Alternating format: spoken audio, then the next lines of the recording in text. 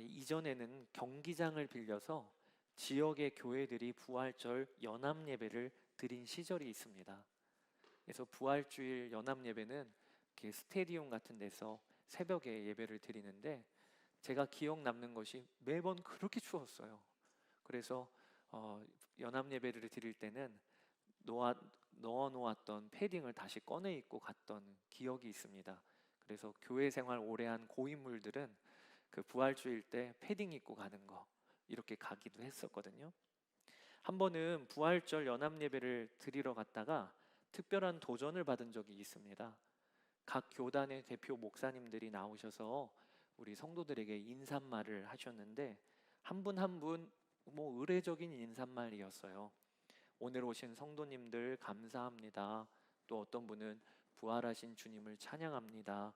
이런 식으로 인사가 이어지고 있었는데, 어떤 한 목사님이 나오셔서 전혀 뜻밖의 인사를 하시기를, 뭐라고 하셨냐?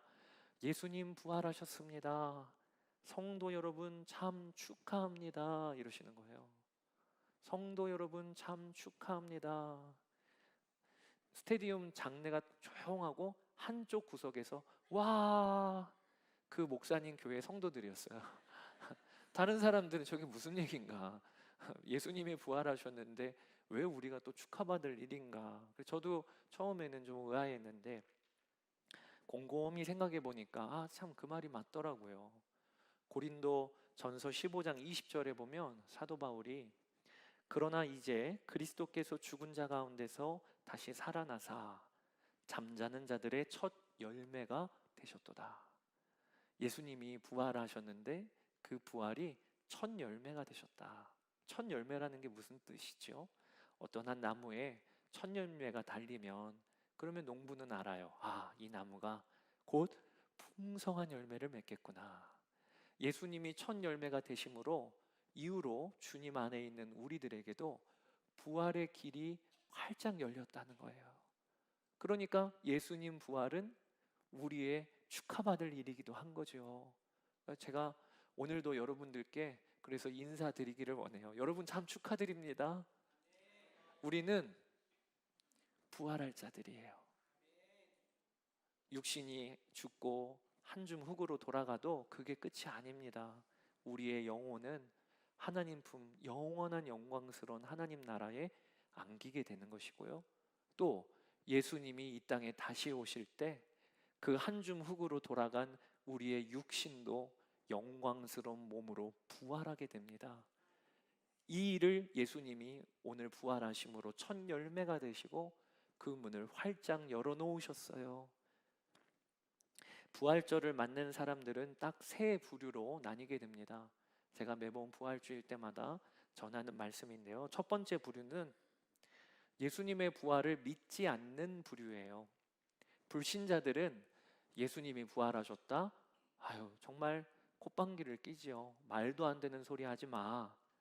어떤 이들은 우리나라 박혁거세라는 사람이 알에서 태어났다, 그 사람의 권위를 좀 높이기 위하여 그런 이야기를 꾸며내는 것처럼, 예수님이라고 하는 4대 성인 중에 하나가 그 권위를 좀 높이려고 기독교인들이 꾸며낸 이야기가 예수님이 부활했다, 이렇게 생각하는 이들도 있습니다. 문제는 교회 다니는 성도들 중에서도 예수님이 육신으로 부활하셨다, 사망의 권세를 이기셨다, 이 일에 대하여 전혀 믿지 않는 분들이 있다는 거예요. 미국 성공회, 개신교입니다. 거기에 존 쉘비 스퐁 주교가 있으세요. 그분은 저서를 통하여 예수님의 동정녀 탄생과 육체적인 부활을 공개적으로 부정하는 글을 썼습니다. 그런데도 은퇴할 때까지 주교직이 박탈되지 않았어요. 예수님이 육신으로 부활하셨다? 그거 굳이 믿어야 되나? 그러면서도 목회를 하시는 거예요. 그렇게 부활을 의미론적으로 해석을 합니다.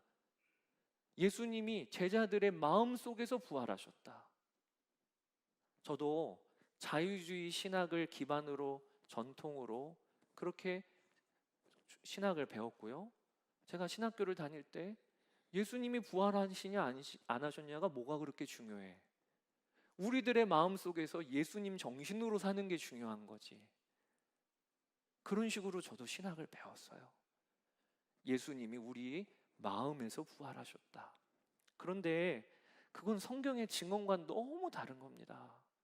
성경은 예수님이 육신으로 살아나셨다는 기록들로 가득해요.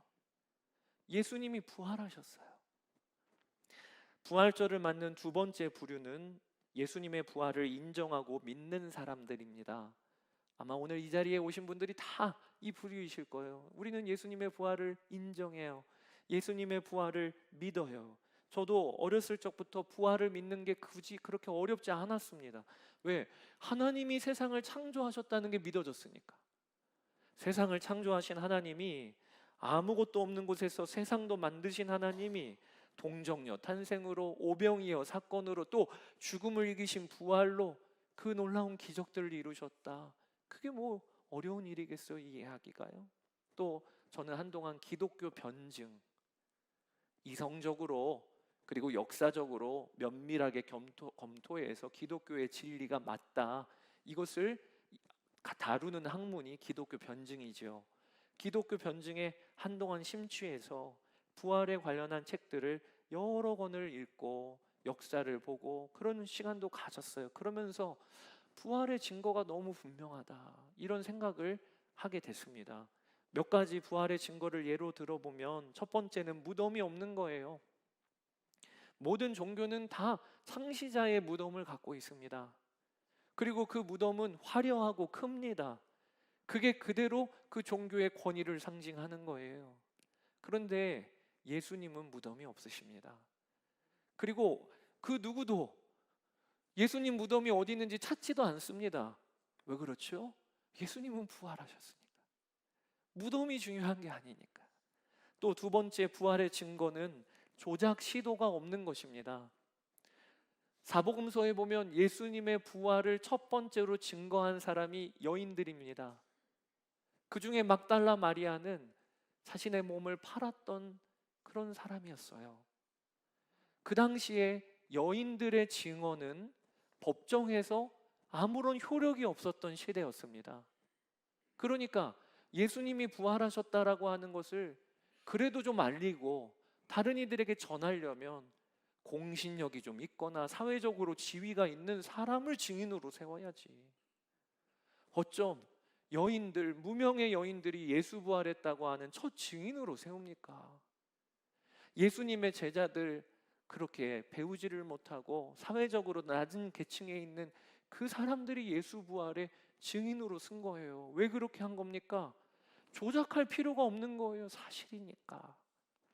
또 가장 분명한 부활의 증거는 삶이 변화된 사람들입니다. 예수님이 십자가 달리실 때 그를 따르던 제자들 다 도망쳤습니다. 왜 도망쳤지요? 예수님 잡히실 때 함께 있다가는 내 목숨도 부지 못하니까, 그러니까 걸음 하나 살려라 하고 다 도망을 친 거 아닙니까? 그랬던 그들이 예수 부활을 목격한 후에 어떻게 바뀌었는가? 베드로 부활 전하다가 십자가에 거꾸로 매달려 순교합니다. 야고보 예루살렘에서 칼로 목이 베어 죽습니다. 도마 인도에서 부활 전하다가 창에 맞아 죽었습니다. 마태 에티오피아에서 전도하다가 목 베어 죽임을 당합니다. 어떻게 그렇게 겁이 많았던 제자들이 자기 목숨을 내어놓기까지, 이 부활 때문에, 예수님 살아계시다라고 하는 이 말 때문에 그렇게 목숨을 걸고 복음 전하다가 다 순교한 겁니까? 그들이 본 거예요. 예수님이 사셨다. 예수님이 지금도 살아계시다.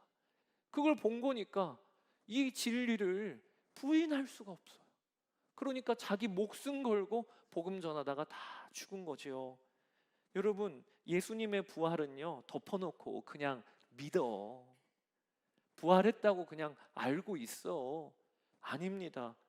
거짓으로는요, 지난 2000년이 넘는 기독교 역사를 설명할 수가 없어요. 예수님을 만나고 삶이 변화되고 그냥 이 땅에서 조금 풍성하게 살아보려고 사는 게 아니라 이 복음이라면 목숨을 걸고 모든 전 세계 열방으로 나가 전하고, 그러다가 부당한 대우를 받고 생명을 걸고 가족들까지 다 죽어나가면서도 이 진리를 부인할 수가 없는 그 기독교 2000년 역사가 예수 부활을 증거하고 있습니다. 우리가 예수 부활의 증인이에요. 어떻게 이 자리에 우리가 이 자리에 와서 예배드리고 있는 겁니까? 예수님이 부활하셨으니까. 그래서 우리는 예수님을 믿고 오늘도 이 자리에 와서 예배를 드리죠.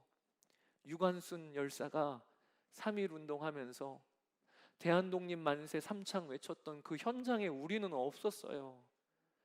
이순신 장군이 왜적들을 물리치는 그 현장에 없었어요. 그러나 우리는 너무나 분명하게 그 역사를 증언합니다.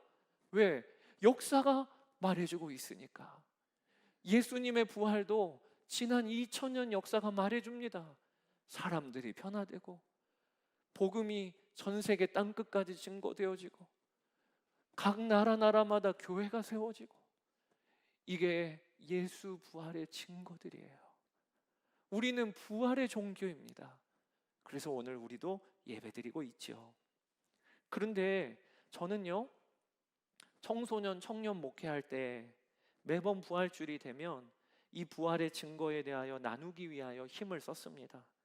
부활은 합리적으로도 이야기해보도 말이 되네, 이런 거야. 그리고 인류 역사를 돌아봐. 예수님의 부활이 아니면 이게 설명이 안 되는 일이잖아. 그래서 청년들과 함께 토론회도 열어보고, 그리고 좋은 책도 같이 읽어보고, 그때 저의 목적은 부활, 사람이 다시 살았어요. 죽음을 이기고 지금도 살아 계세요. 이게 진짜 인정이 되면 삶이 뒤집어질 줄 알았어요. 부활이 인정이 되면 야, 그래, 세상에 이런 놀라운 일이, 그러면서 삶에 영향을 줄 줄 알았어요. 그런데 목회하면서 너무 당황스러운 것은 부활을 안다고 그의 삶이 바뀌는 것이 아니더라고요. 어떤 사람이 부활을 알아요. 그런데 그 엄청난 소식이 그 사람의 삶에 아무런 영향을 못 주고 있더라고요. 여기서 부활을 대하는 세 번째 부류가 있습니다. 그것은 부활을 누리며 사는 사람들이에요. 부활의 그 놀라운 기적과 같은 소식이 내 삶에 오늘의 영향을 주는 거예요. 그 대표가 누구냐면 사도 바울이에요. 사도 바울이 복음을 전하다가 말할 수 없는 고난과 고통을 받습니다. 어떨 때에는 돌에 맞아 죽기까지 합니다. 다른 사람들이 죽은 줄 알았어요. 숨이 거의 끊어졌으니까. 그런데 그 고난 중에서도 바울은 툭툭 털고 일어나 또 복음 전하러 갑니다. 그런 그가 고린도전서 15장 55절에 뭐라고 이야기하고 있냐? 사망아, 너의 승리가 어디 있느냐? 사망아, 내가 쏘는 것이 어디 있느냐? 바울은 부활을 누리고 있어요. 그래서 죽음을 조롱을 합니다. 죽음아, 너의 승리가 어디 있느냐? 죽음도 무섭지가 않아요. 부활을 누리고 있으니까. 그러면서 그가 57절에 우리 주 예수 그리스도로 말미암아 우리에게 승리를 주시는 하나님께 감사하노니, 여기 승리를 주시는 이라는 게 현재형이에요. 주셨다도 아니고 주실 것이라도 아니고 지금 주시고 있는 주님께 감사하노니. 바울은 예수님의 부활을 누리고 있기 때문에 죄에서 승리했어요. 세상을 이겼어요. 그리고 심지어는 죽음도 조롱하고 있어요. 이 부활을 누리는 자인데, 여러분에게 묻습니다. 여러분 부활을 누리며 살고 계십니까? 내가 예수님 믿는 것 때문에 죽음도 두려움이 아니야. 또 내가 예수님 믿는 것 때문에 오늘도 승리를 경험하고 있어. 죄에서 승리하고 나의 육신은 끊임없이 나를 끌고 가지만 육신대로 살지 아니하고 하나님의 기뻐하시는 뜻이 있다면 순종하고 이렇게 부활을 누리고 있어. 그렇게 되시기를 축복합니다. 어떻게 그렇게 되는가? 바울은 어떻게 부활을 누렸는가?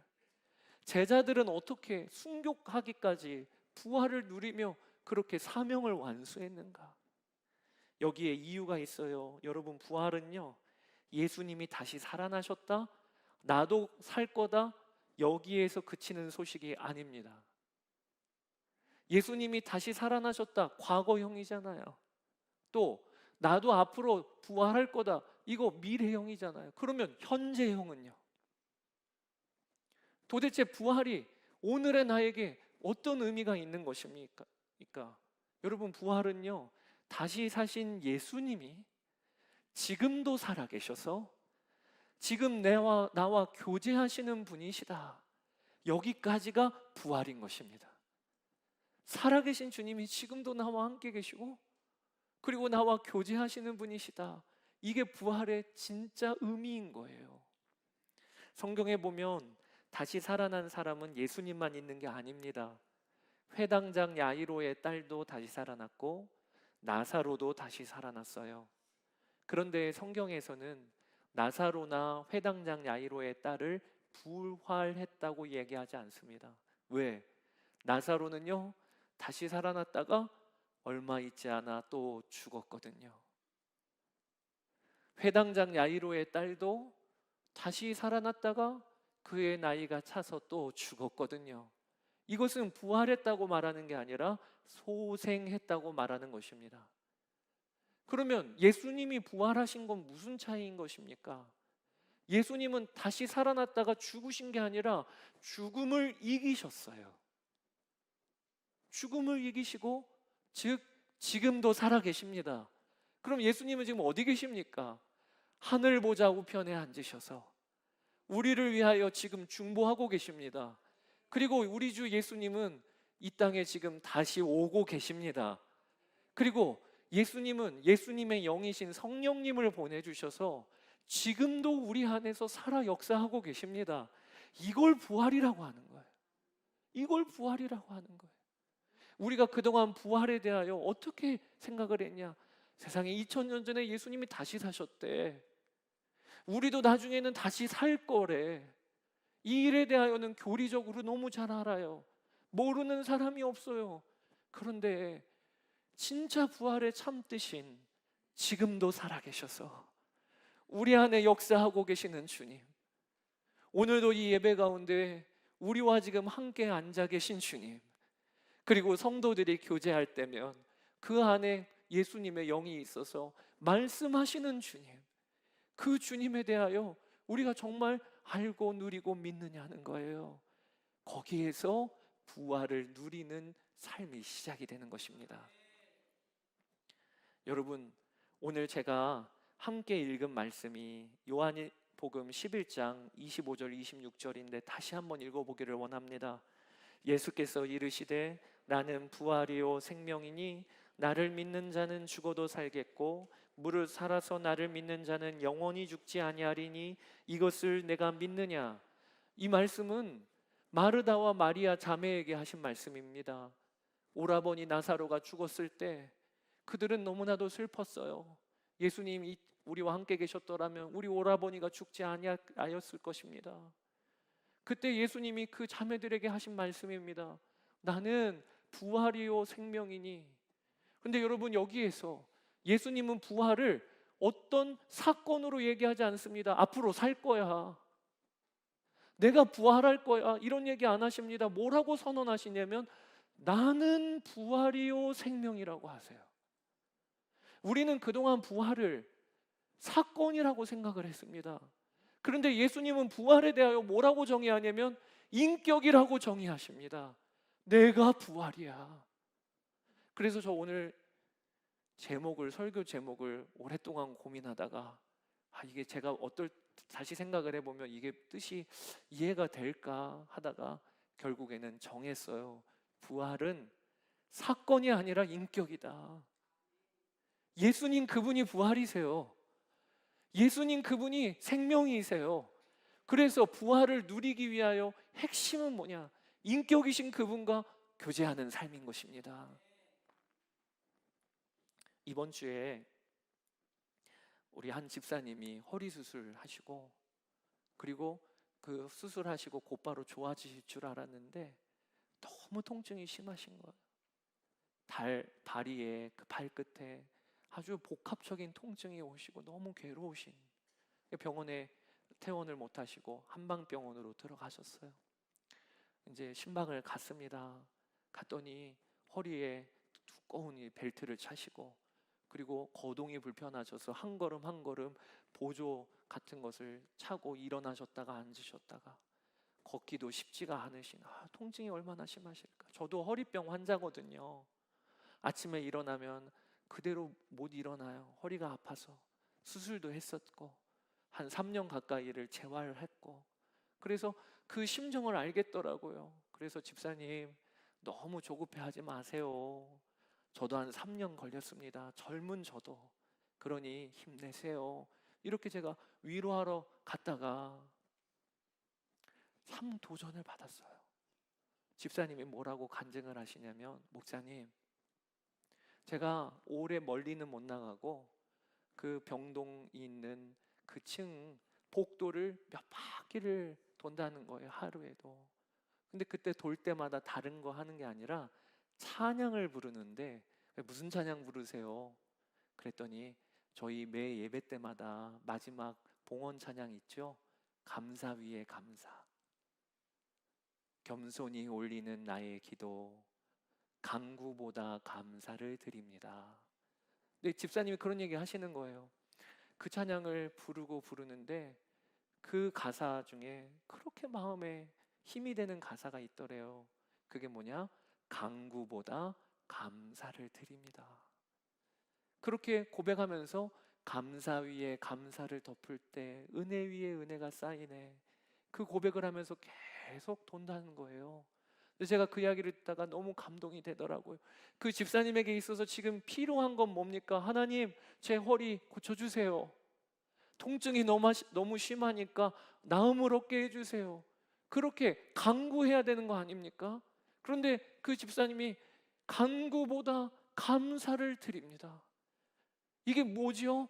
주님이 이 아픈 중에도 함께 하시고, 주님이 지금도 나와 동행하고 계시니까, 가족들은 보호자로 들어올 수 없어도 나의 참 보호자이신 하나님은 병상에서도 함께 계시니까, 그러니까 간구보다 먼저 드릴 게 감사다. 여러분, 이게 부활신앙이에요. 예수님은 사건이 아니라 인격이십니다. 사건은 뭡니까? 고쳐주시는 거. 사건은 뭡니까? 회복되는 거. 그러나 인격은 뭡니까? 오늘 교제하는 거. 주님을 바라보는 거. 그러니까 고백하기를 감사보다 간구를 드립니다. 반대네요. 간구보다 감사를 드립니다. 이게 부활신앙이구나. 주님과 먼저 교제하기를 선택하는 거. 여러분, 저는 오늘 부활주의를 준비하면서 교회력으로 따지면 사순절부터 시작해서 오늘까지 온 겁니다. 사순절 꽤나 긴 기간이에요. 지난 한 주간 동안에는 또 고난주간 저녁마다 모여서 기도회로 했습니다. 이런 시간을 보내고 부활주일은 딱 하루예요.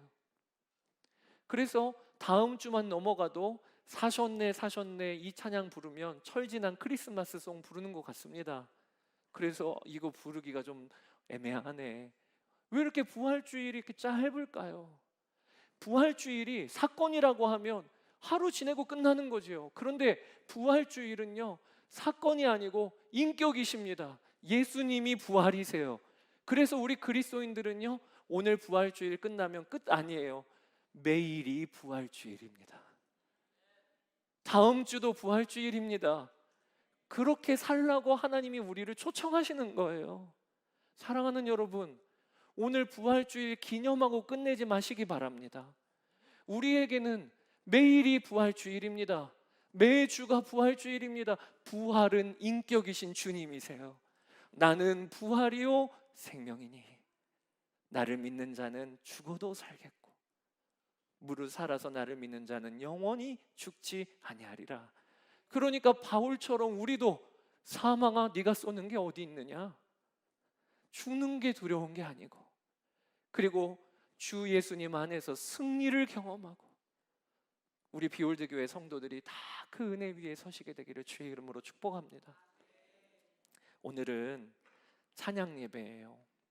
그래서 오늘 설교를 짧게 하고 함께 찬양하기를 원하는데, 매 예배 때마다 이런 특별한 절기가 되면 각 교회마다 칸타타를 하고 또 여러 현악기와 오케스트라가 웅장한 찬양을 하기도 합니다. 그때마다 감동이 크지요. 그런데 저는 그때마다 마음에 갈망이 있었어요. 부활주의를 준비하는 찬양팀들은 그렇게 오랫동안 준비하여 저렇게 하나님께 예배를 드리는데 대부분의 성도들은 그거 관람만 하고 끝나는 거예요. 그래서는 안 되겠다. 그래서 오늘은 저희가 다 찬양단이라고 여기고 드레스 코드도 맞췄습니다. 그래서 흰옷 입고 오라고 말씀을 드렸어요. 그리고 오늘 곡도 미리 다 드렸습니다. 오늘은 우리가 다 찬양단이 되어서 우리 하나님께 전심으로 찬양하는 이 시간이 되면 좋겠습니다. 예수 부활이 나의 부활이니까. 그러니 오늘 우리의 입을 열어 송축해 내 영혼, 만 가지 이유로 주님을 찬양해. 그게 우리의 고백이 되어야 마땅하지요. 그렇게 송축해 내 영혼을 함께 찬양할 것이고요. 두 번째는 이제 우리가 분명하게 결단합시다. 예수님이 부활이요 생명이세요. 그래서 그 주님을 나의 왕이라고 모시고 매일매일 살면 그러면 매일이 부활절입니다. 그래서 두 번째 곡은 주님만이 왕이십니다. 주님만이 왕이십니다.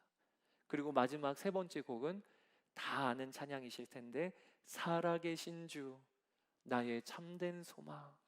저희가 오늘 찬양단이 되어서 다 함께 찬양하고 그리고 성찬을 받기를 원합니다. 다 자리에서 일어나실까요?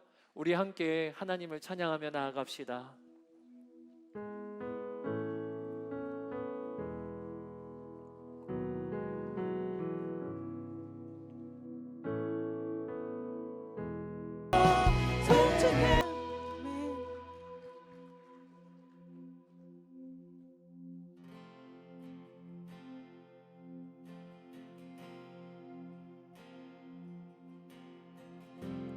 우리 왕 되신 주님만 높여드립니다.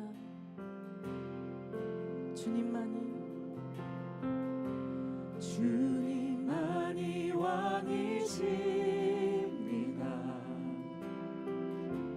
주님만이 왕이십니다. 주님만이 왕이십니다. 주님만이 왕이십니다. 주님만이 왕이십니다. 주님만이 왕이십니다. 주님만이 왕이십니다. 주님만이 왕이십니다. 주님만이 왕이십니다. 내 삶의 왕 되심을 고백합니다. 내 삶의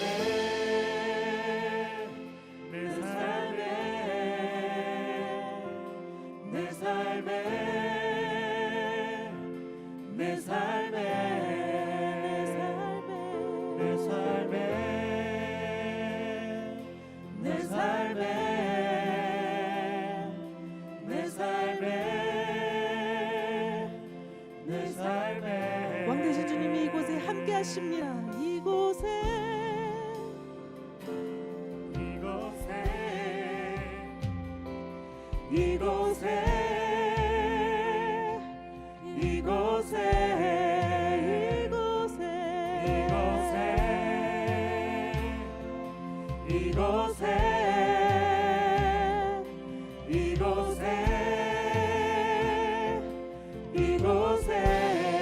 우리 목소리 높여서 주님만이 왕이십니다.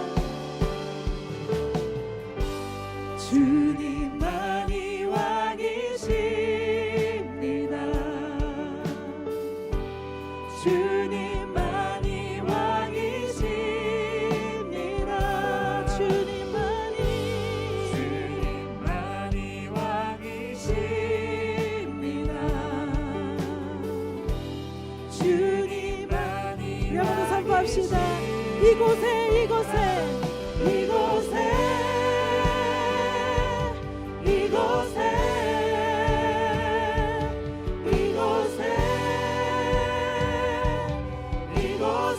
우리와 함께 하신 주님, 이곳에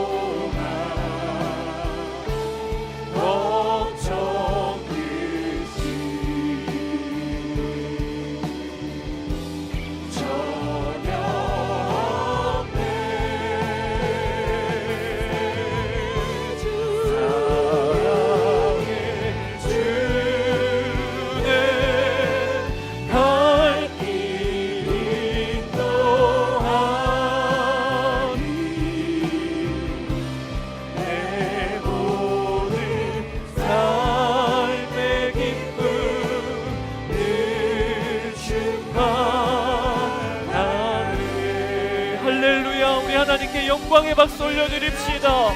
살아계신 주님, 살아계신 주님. 아멘, 아멘, 아멘, 아멘. 이 시간에 우리 연이어 기도합시다. 주님, 제가 부활을 누리며 사는 증인 되게 하여 주십시오. 사망아, 너의 쏘는 것이 어디에 있느냐? 죽음도 두렵지 아니하는 부활의 증인, 그리고 죄와 싸워 승리하고 세상과 싸워 승리하는 부활의 증인으로 날마다 부활이신 예수님과 교제하며 사는 출발이 오늘 예배가 되게 하여 주시옵소서. 우리 이 시간에 주의 이름 한번 부르고 기도하고 성찬을 받도록 하겠습니다. 주여, 나의 주 나의 아버지 하나님, 오늘도 우리가 주님이 우리와 함께 계신 것과 우리의 생명이신 것을 바라보며 나아갑니다. 아버지 하나님, 저희가 부활의 증인으로 살기를 원합니다. 부활의 증인 되어 살기를 원합니다. 사망아, 내가 쏘는 것이 어디에 있느냐? 우리 주 예수 그리스도에서 승리를 주시는 하나님께 감사하노니, 아버지 하나님, 우리가 부활의 증인으로 살게 하여 주소서. 나는 부활이요 생명이라고 하신 주님과 교제하며 주님과 통행하며 날마다 부활절, 매주일마다 부활주일이 되는 역사가 일어나게 하여 주시기를 원합니다. 오늘도 예배 가운데 오늘 주의 전에 나온 성도들에게 아버지 하나님, 부활의 참기쁨, 부활의 소망, 부활의 능력, 부활의 역사를 경험하게 하여 주소서. 지금도 살아계신 우리 주님과 교제하고 통행하는 믿음의 눈이 열리게 하여 주소서. 나의 주 나의 아버지 하나님, 우리 주님을 찬양합니다. 오, 나의 주 나의 아버지 하나님, 우리 주님께 영광을 올려드립니다. 오, 나의 주님 감사합니다. 아멘, 아멘. 우리 가슴에 손을 얹고 기도합시다. 하나님 아버지, 나는 부활이요 생명이니 예수님이 부활하신 과거도 아니고 내가 앞으로 부활할 미래도 아니고 오늘 부활 생명이 내 안에 있습니다. 예수님이 내 안에 살아계십니다. 주님이 다시 오시고 계십니다.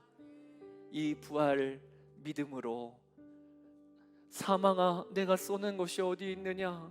죽음도 조롱하며 살게 하여 주소서.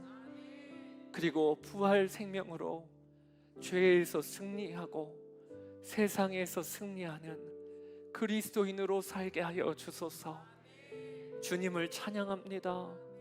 주님의 부활이 곧 나의 부활이요 나의 승리의 선언임을 인하여 감사를 드립니다.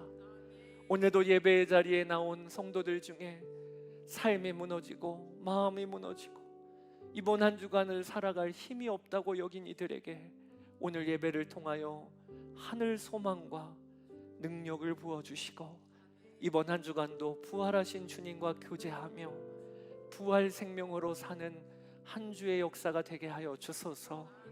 감사드리며 우리 주 예수 그리스도의 이름으로 기도드렸습니다. 아멘.